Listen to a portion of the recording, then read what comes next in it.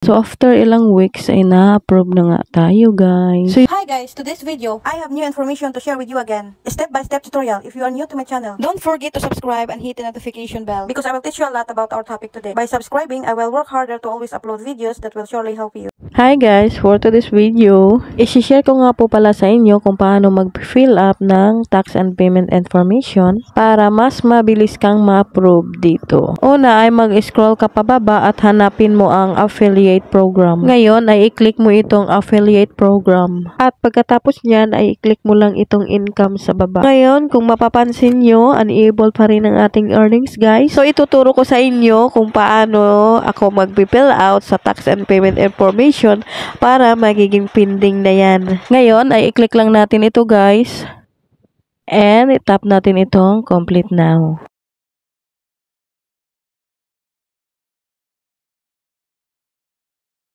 Ngayon, kadiskarte, nakikita nyo naman na rejected ako dahil mali ang pag-fill up ko sa tax and payment information. Medyo matagal-tagal din akong naghihintay na ma-approve dito. Ito na nga ay na-reject tayo. Dahil nga sa mali ang pag-fill up ko dito sa tax and payment information. So ngayon guys ay mas mabilis na kayong ma-approve once na nasundan nyo na ang tutorial ko na ito. Ngayon ay itap mo lang itong edit.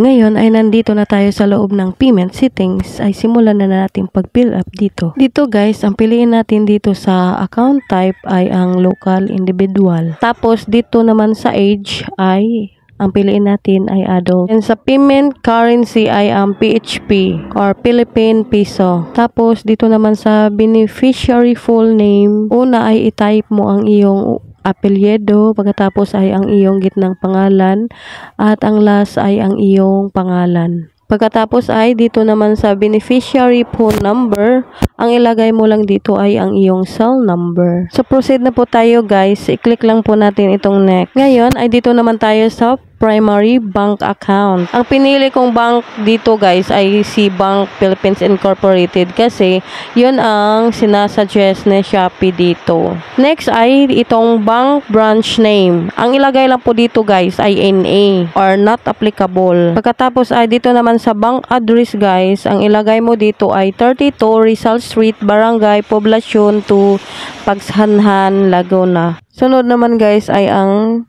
bank account name. So, ilagay mo lang dito ang iyong buong pangalan. Pangalan mo at apelyido. Tapos, sunod naman ay ang iyong bank account number sa C-Bank.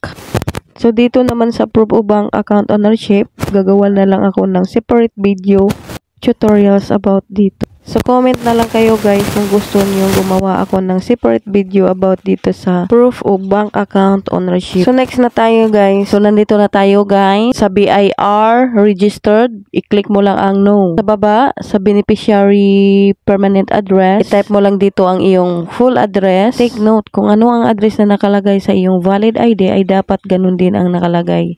Or i-type mo dito. Tapos, picturean mo ang iyong valid ID. Sa name of taxpayers ay ang iyong buong pangalan and then ilagay mo ang iyong TIN number kung meron ka namang TIN number. So yan guys, tapos na tayong mag-fill up and i-click na natin itong submit. So yun guys, hintayin lang natin ang 30 days bago tayo ma-approve dito sa tax and payment information. So after ilang weeks ay na-approve na nga tayo guys. So yun lang guys, I hope nakatulong itong tutorial ko sa inyo. Please don't forget to subscribe and like guys. Thank you for watching.